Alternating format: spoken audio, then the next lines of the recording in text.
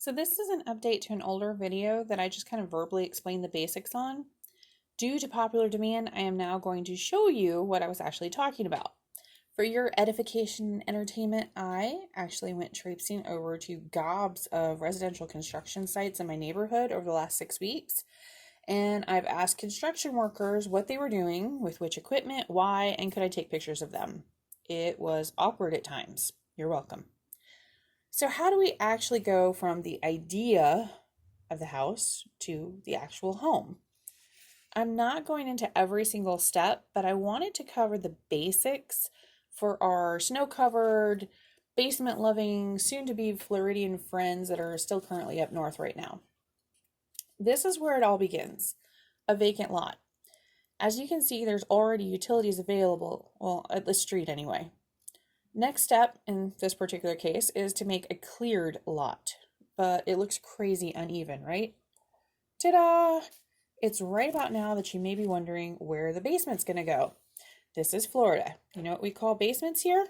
Indoor swimming pools. We're just way too low land for that. So what do we have? Sand. A lot of sand. And so most houses are slab homes. Well, what does that mean? Literally, these are the footers in place for when the concrete is poured over everything, including all of the plumbing. Most of our area, the homes are well and septic. In this particular subdivision, which is the one I live in, we don't have wells, but we do have septic tanks.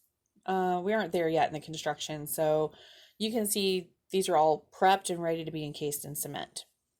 That's when this guy shows up. He was by far the nicest construction worker that I nagged for explanations on what he was doing. So this is where the concrete is pumped through to be aimed at each section of the house, including any porches or garages or anything like that. I figured his company could use a little plug for my video. He was really nice. So here's where the cement truck comes in and dumps the concrete or cement in the boom truck to be shot up that hose and then poured out as they direct it. You can kind of see the guys over there smoothing it all out, making sure it goes where they need it all kind of evenly. Wet cement. Is it weird I want to go write my name in that? That is now the flooring for your new house. After it's poured and it kind of gets baked in our hot sun for a few days, also called cured, I've heard it's good to let it cure for 30 days, but that seems like overkill to me. So what's with the chalk line? They actually cut lines into the garage and the house so that if it cracks, it will crack where it was told and not willy-nilly anywhere. There's your plumbing lines encased in concrete as promised. See those cutout areas with a step down? That's any exterior doorway. It's going to be set a bit down to prevent flooding. We're really anti-water in our houses here. Basically, all construction here is made to withstand major wind and rain. By law, our roofs are actually strapped down to the house. Well, anything built after 1992 anyway. That was Hurricane Andrew. We learned things. So what's with the random square of concrete? That's for your air conditioner. We love our ACs so much down here that they get their own pads for the exterior condenser fan portion. Let's talk about the lethal looking rebar sticking up everywhere. Well, that's the next step, the blocks.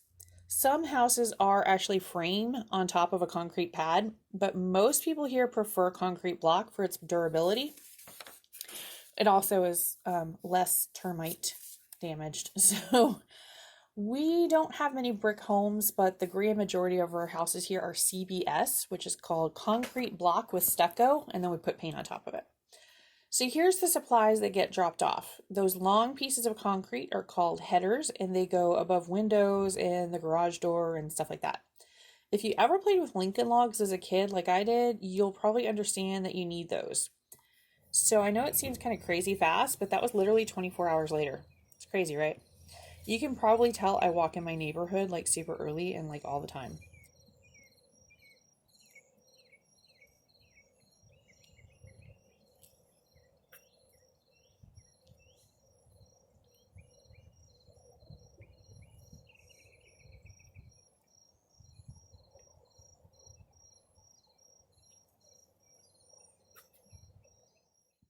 Okay, it looks like the roof was just delivered at this site.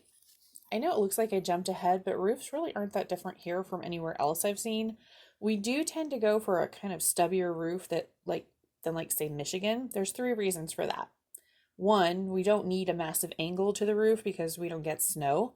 So we don't have the stress on our roof and the weight like a collapsing roof full of snow would have. Two, we have wind. Period. Lots of wind. So we don't want those angles. And three, the attic space could get crazy hot. The less roof and the less attic space, the less your bill will be, which is always preferable.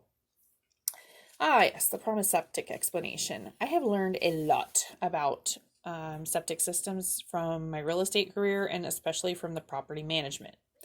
I have to admit, it was kind of cool to see one actually installed. So this is the tank, and those big green pipes you see are color coded for the dirty water. Dirty water is like showers, dishwasher, toilets, washing machines, sinks. All of that goes into that green pipe, and then that goes to the tank.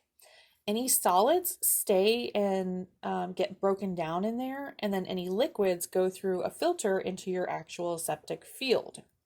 Your septic field can handle a lot of water, but the solids, not as much. So you don't want to clog up the filter with stuff that you shouldn't be in there. So be careful, like if you put stuff in your garbage disposal and stuff. So after they bury the entire system, you will have a pipe coming up in front of your house that's called the clean out. And once every few years, you'll maybe need to have someone come and pump out your septic tank because you've put more solids than can be broken down. So that pipe, by the way, is why we have such pretty bushes in front of our houses. It hides that ugly pipe. So if you had a well, it would obviously be in the far backyard because you wouldn't want it to be by your septic tank or anybody else's septic system. So you can see the driveway concrete slab is also cut after it's poured as well because the weight of cars driving on it can crack the concrete. You don't want it looking crazy, so they actually cut it so it cracks where they want it to.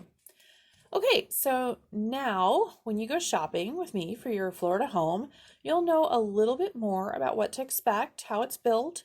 Isn't it so pretty when it's done? Brand new construction homes in this neighborhood right now sell for about $200,000, depending on size and upgrades and all of that, but they seem to normally come standard with granite countertops and stainless steel appliances these days. I hope you enjoyed this video. Feel free to check out more Florida real estate and lifestyle videos by clicking subscribe, and we will keep you informed. Thanks so much. Bye.